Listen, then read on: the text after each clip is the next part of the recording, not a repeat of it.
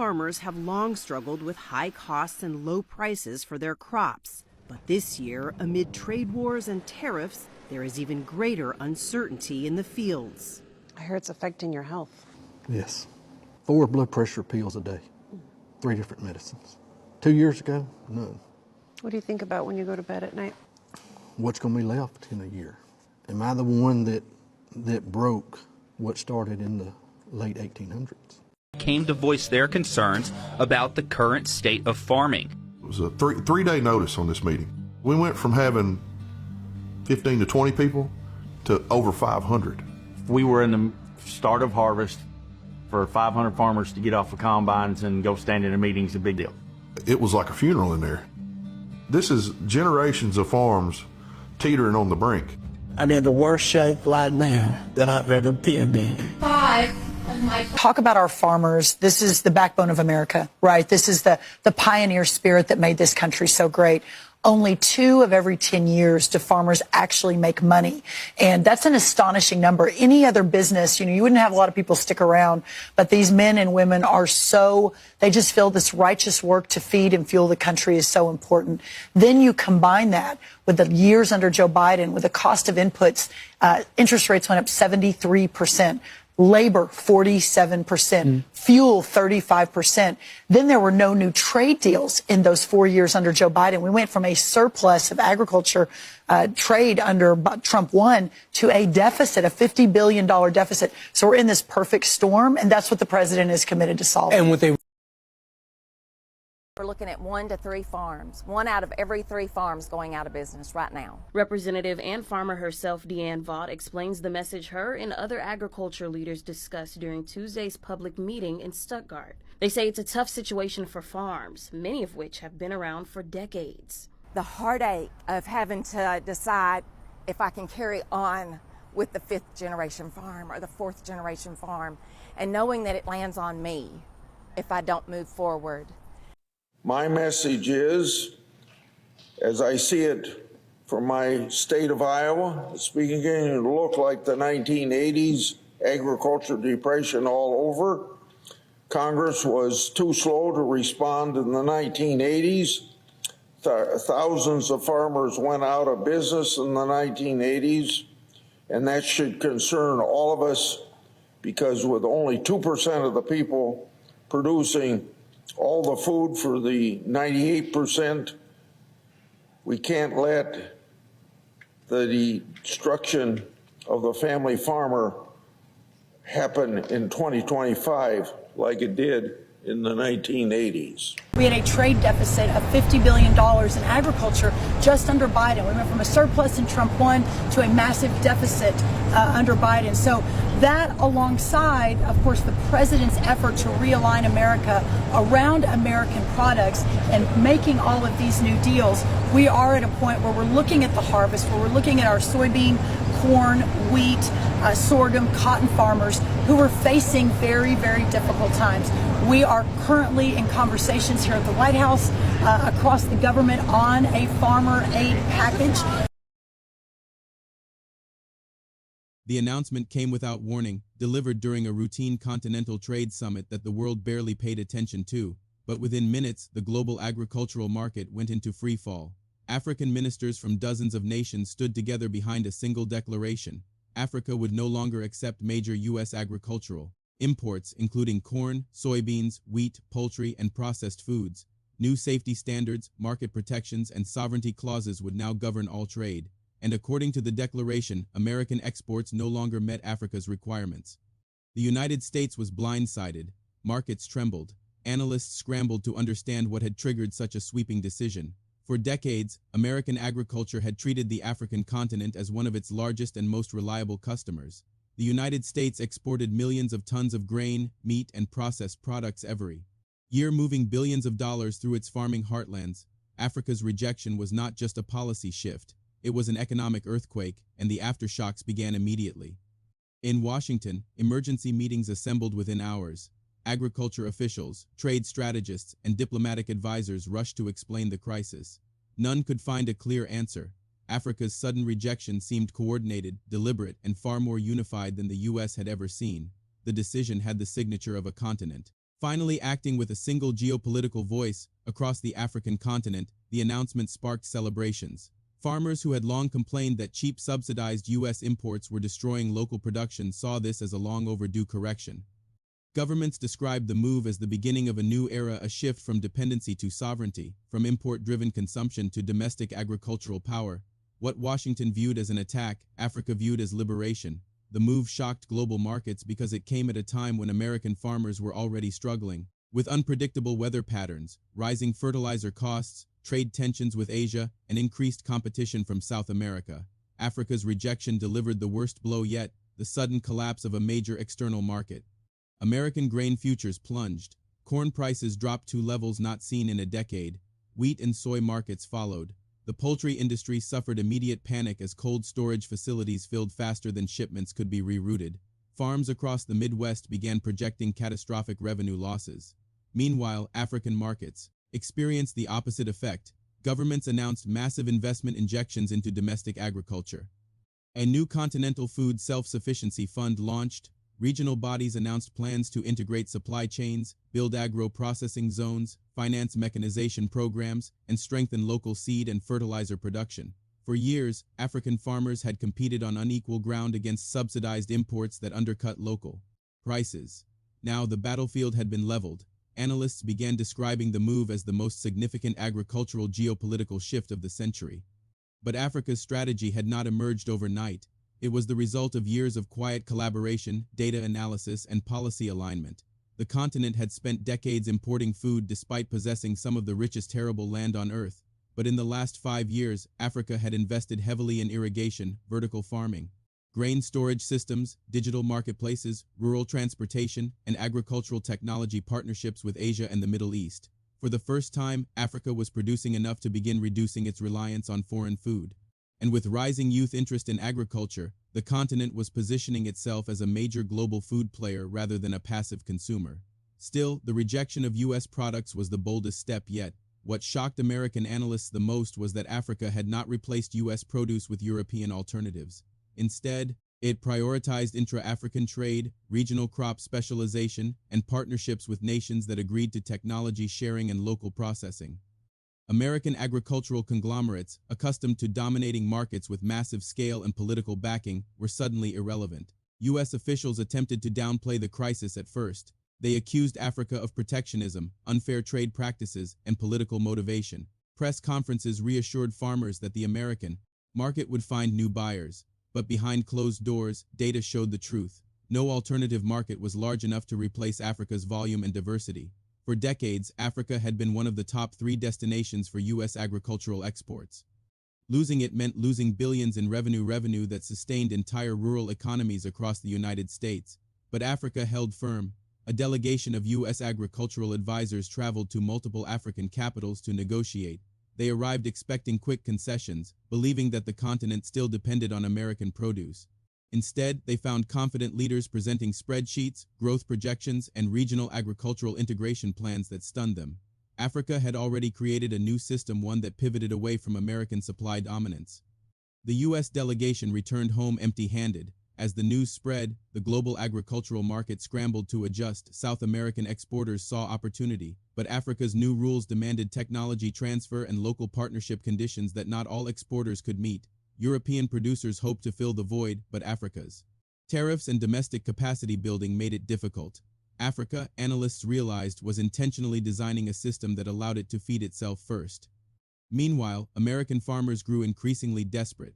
Storage facilities overflowed, bankruptcy warnings spread, protest groups formed across the Midwest demanding government intervention. But the U.S. government's options were limited. Subsidies could slow the collapse, but not reverse it. Trade diversion required new buyers, but none could absorb the shock. The United States had spent decades building an agricultural empire. Africa had just exposed its greatest vulnerability, overdependence on external markets. At the center of the crisis was a deeper question the world had long ignored. Why had Africa, with the largest uncultivated farmland on earth, become dependent on imported food? The answer, African leaders argued, lay in the structure of global trade, one that pushed African nations to export raw resources and import finished goods, including food. The rejection of U.S. agricultural products was not an isolated decision. It was part of a broader strategy to transform Africa from a consumer market into a production powerhouse. This strategy had been building quietly through the African continental free trade area, cross-border grain corridors, irrigation expansion across East Africa, the rise of West African rice belts, and Southern Africa's push for livestock consolidation. For decades, Africa's agricultural potential had been trapped behind poor infrastructure, inconsistent policy, and foreign-dominated imports. But new highways, new dams, new digital farming platforms, and the rise of agro-tech startups had changed everything. Africa was no longer the continent of food insecurity. It was becoming the continent of agricultural ascendancy. The United States had failed to see the shift coming. The panic intensified when several African nations jointly announced that they were building the world's largest agro-processing network: grain mills, dairy plants, meat processing centers, fruit canning factories, and fertilizer production hubs, all funded through internal continental bonds and new global partnerships. This was the moment analysts realized that Africa's rejection of U.S. products was not temporary, it was structural. In Washington, the crisis grew into a political nightmare. Accusations flew between lawmakers, blaming trade policy missteps, foreign partners, or agricultural lobbyists. Committees demanded hearings. Analysts warned that the crisis could spill into other sectors: manufacturing, energy, technology, if Africa continued reducing dependence on U.S. imports. But across Africa, the narrative was entirely different. The continent framed its move not as rejection but as self-assertion. Food security was sovereignty. Agricultural independence was economic independence. And for the first time, Africa was prioritizing its own farmers over foreign ones. The global agricultural market struggled to adjust. Asia accelerated its own self-reliance to avoid overdependence on U.S. crops. South America expanded production but faced logistical and political limits. Europe attempted diplomatic engagement with Africa to secure new export agreements but found Africa more protective of its domestic markets than ever before. Africa had realized something profound. The world needed African markets more than Africa needed any single global supplier. The United States faced a dilemma. It could pressure Africa, risking diplomatic fallout, or it could accept the new global agricultural order. But neither option solved the immediate crisis at home. Markets continued collapsing. Farmers continued losing income. Supply chains struggled to adapt.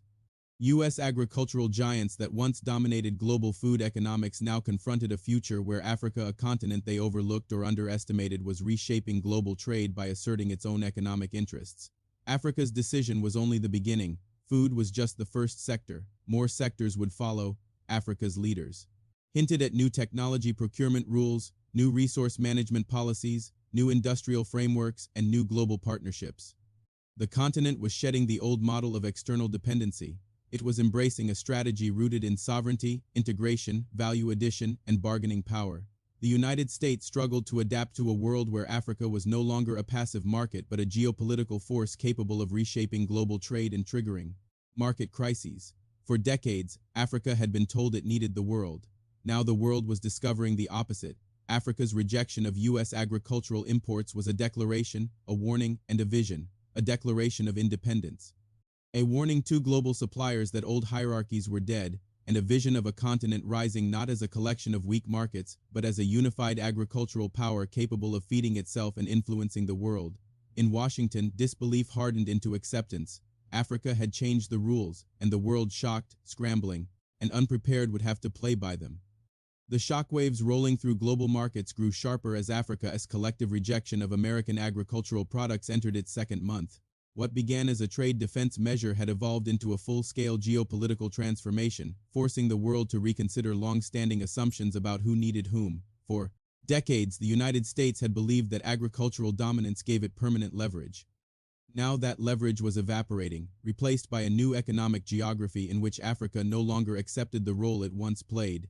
In Washington, analysts pored over import data that showed plunging shipments, unsold grain piling up in storage silos, and tanking futures contracts that were once considered among the safest in global finance. The agricultural heartland demanded answers, but the truth was one few had the courage to speak aloud. It was not Africa that depended on American exports, it was America that depended on African consumption. Decades of marketing had hidden that reality, but the sudden halt made it unmistakable. Meanwhile, across Africa, a new sense of economic urgency pushed governments to finalize partnerships that once would have been dismissed as too risky or too unfamiliar.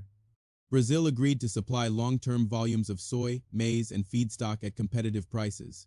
China offered vertical agricultural integration, from irrigation systems to processing industries, in exchange for stable access to African consumer markets. Turkey expanded poultry and grain deals. Even regional blocs within Africa committed to strengthening intercontinental trade, reducing reliance on any external supplier, especially one whose terms had historically favored only one side. The global shift was not only about imports. Africa's agricultural renaissance gained speed precisely because the rejection of U.S. products created space for new industries. Investors poured into local food processing, fertilizer plants, and mechanized farming initiatives. Countries that once imported up to 70% of their wheat began experimenting with hybrid grains capable of thriving in warmer climates. Rice production surged in West Africa, a project once deemed too ambitious. The entire continent began preparing for a future in which dependency was treated as a national security threat rather than an economic convenience. Europe watched with rising anxiety. For years, it depended indirectly on Africa's food import patterns, which stabilized global pricing and absorbed overproduction from wealthier nations. Now that cushion was gone, European traders could no longer rely on predictable demand or on U.S.-Africa routes that kept markets liquid. The removal of American agricultural products from African shelves reshaped everything, from shipping logistics to insurance risk calculations. Europe found itself scrambling for new models even as African states grew more confident in their ability to regulate their own demand. The United States underestimated Africa's resolve until it was too late. When negotiations were proposed in a hurried attempt to re-establish agricultural flows, African leaders responded with conditions rather than pleas. They demanded fair pricing, an end to double standards on food quality, investment in local processing industries, and the elimination of long-standing subsidies that gave American farmers unfair advantages in African markets. None of these demands had been taken seriously until now, but the power balance had changed, and the shock in Washington came not from the demands themselves, but from the realization that Africa now had enough alternatives that it no longer needed to compromise. Global corporations found themselves navigating unfamiliar terrain. The multinational firms that once dominated African agro-industrial supply chains were suddenly competing with local startups that were backed by sovereign funds and continental development banks. African markets became laboratories for innovation, from solar-powered irrigation to AI-driven crop monitoring systems. With billions in potential revenue at stake, global agritech companies shifted strategies, attempting to align with Africa's new self-sufficiency movement rather than dictate terms as they once did. As the U.S. struggled to regain footing, internal pressure mounted. Farmers marched toward federal offices, demanding emergency interventions. Storage facilities overflowed with unsold corn, creating bottlenecks that rippled across transportation networks. The agricultural credit system, already strained, teetered under the weight of loan defaults. Banks that once saw agricultural financing as a stable pillar of rural lending now reevaluated the risk. The U.S. economy, accustomed to being a dominant exporter, confronted a reality where a key market had disappeared overnight. But beyond the economic fallout, there was a deeper political injury. The United States had always assumed that its agricultural exports guaranteed influence. When Africa severed that link, it challenged not just trade flows but the underlying narrative of American indispensability. It signaled a world where nations once considered secondary were now shaping global economic behavior through strategic, coordinated decisions. The conclusion emerging from global policy circles was unmistakable. Africa's rejection of American agricultural products marked a turning point in international economics. It was not merely a trade dispute. It was a realignment of global power. The continent had demonstrated that its consumer base, its 1.4 billion people, was a geopolitical asset equal to oil reserves, rare minerals, or strategic waterways. For the first time, global markets understood that whoever commanded Africa's demand commanded the next chapter of global trade. The U.S. faced a choice. It could continue assuming the old world still existed, where market access was guaranteed and influence automatic. Or it could recognize the shift and negotiate from a position of humility rather than dominance. Africa's message was clear. Respect, fairness, and partnership, not control, were now the terms. As global markets continued to scramble, one truth settled into the global consciousness. Africa had moved from the margins of the world economy to its very center. Its decisions were no longer reactions, they were catalysts. And the United States, caught off guard by the scale of Africa's resolve, finally understood that the new global order would not be shaped in Washington but in the rising economic capitals across the African continent. For the first time in modern history, Africa had demonstrated the power not of resources but of refusal, and the world would never be the same.